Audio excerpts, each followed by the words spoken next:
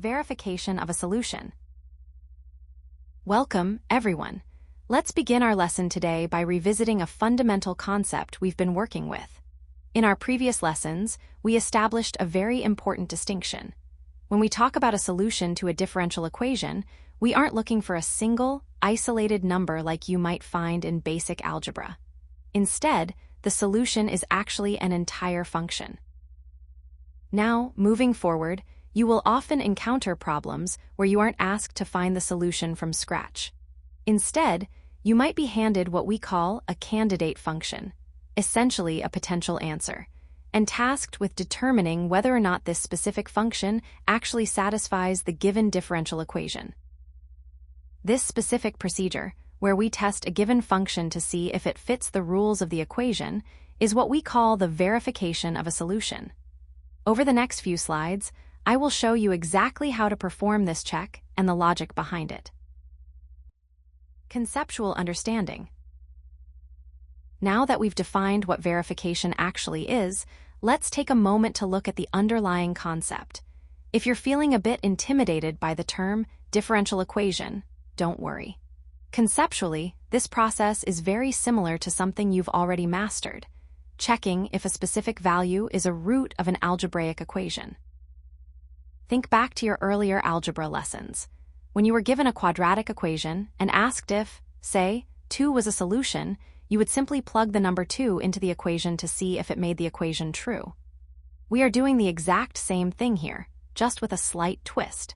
Instead of substituting a single number, we are substituting an entire function and its various derivatives into the differential equation. If the substitution results in a true statement, then you have successfully verified the solution. The step-by-step procedure for verification. Now that we understand the concept of verification, which, as we discussed in the previous slide, is just like checking if a number is a root of an equation, let's walk through the actual procedure. If you are presented with a function, let's call it y equals phi of x, and you need to check if it satisfies a differential equation, you should follow this 4-step systematic approach. Step 1. Identify the order of the differential equation. Before you start any heavy lifting, look closely at the equation to find the highest order derivative present. For instance, check if you see a first derivative, which is di dx, or a second derivative, which is d squared y by dx squared. This is a crucial step because it tells you exactly how many times you will need to differentiate your given function. Step 2. Calculate the necessary derivatives. Once you know the order, it's time to do the calculus. You need to differentiate your given function, y, with respect to x, as many times as the order requires. So, if the equation contains di dx, you find the first derivative. If it contains d squared y by dx squared, you must find the second derivative as well. Step 3. Substitution. Now, take everything you have, the original function y and all the derivatives you just calculated, and plug them into the left-hand side of the differential equation. We call this the LHS. Finally, step 4, simplification and comparison. This is where you clean up the expression. Use your algebraic skills, or perhaps trigonometric identities and exponential properties, to simplify the LHS as much as possible. Once you've simplified it, compare it to the right-hand side, or the RHS if your simplified LHS is identical to the RHS, then you have successfully proven that the function is a solution. In the next few slides, we are going to put this exact step-by-step method into practice with some concrete examples. Real-world analogy. Think of a differential equation as a blueprint. A blueprint isn't the building itself. Rather, it is a set of specific rules and requirements that must be followed during construction. On the other hand, think of the function we are testing as the actual building. So, how do we verify if the building is correct? To verify if the building was constructed according to the blueprint, you wouldn't just look at the final structure. You would check if the specific details, like the rate of change in the materials or the exact slope of the walls, match the precise specifications laid out in that blueprint. In our mathematical context, those specifications are the derivatives. Ultimately, if every single specification, every derivative, and every value matches the rules of the equation, then we can confidently say that the building is a valid solution to that blueprint. Keep this idea of matching specifications in mind as we move on to the concrete mathematical examples in the next slides. Now, before we dive into the heavy calculations in our next few examples, I want to take a moment to step back and look at the big picture using a real-world analogy. This will help you understand the why behind the how we just discussed in our step-by-step procedure. Detailed examples. Now that we have understood the theory and the step-by-step procedure, let's put it into practice with our first concrete example. In this example, we are looking at verifying an exponential function. Our goal is to verify whether the function y equals e to the power of negative 3x is a solution to the differential equation. The second derivative of y with respect to x plus the first derivative of y with respect to x minus 6y equals 0. Let's break this down step by step, following the procedure we just discussed. Step 1, we need to find the first derivative. We start with our given function, y equals e to the power of negative 3x. Applying the chain rule, we differentiate the exponent, which gives us negative 3, and keep the exponential part the same. So, the first derivative, di dx, equals negative 3e to the power of negative 3x. Step 2, now we need to find the second derivative. We take our result from the first step and differentiate it once more. When we differentiate negative 3e to the power of negative 3x, we multiply by the derivative of the exponent again, which is negative 3. This gives us negative 3 times negative 3, which is 9, resulting in the second derivative, d squared y dx squared, equaling 9e to the power of negative 3x. Step 3, now comes the substitution phase. We look at the left-hand side of our original equation, which is the second derivative, plus the first derivative, minus 6y. We will substitute our calculated values into this expression.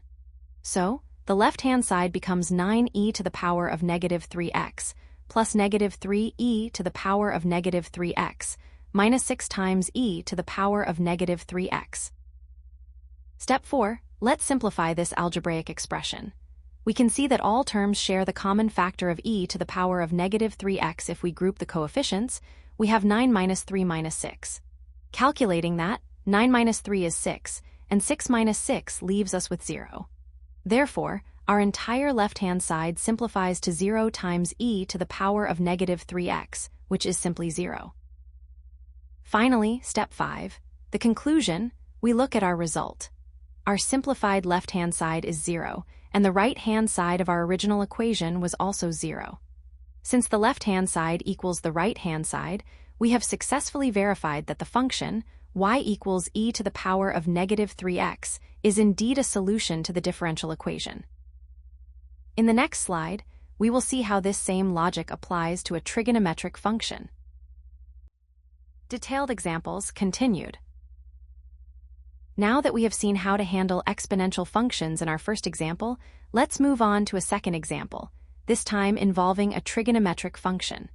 This will help reinforce the procedure we discussed in the previous slides. Our goal here is to verify whether the function, y equals sine of 2x, is a solution to the differential equation, the second derivative of y with respect to x, plus 4y, equals 0. Let's break this down step by step, following the same systematic approach. Step 1, we need to find the first derivative. Starting with our given function, y equals sine of 2x, we apply the chain rule.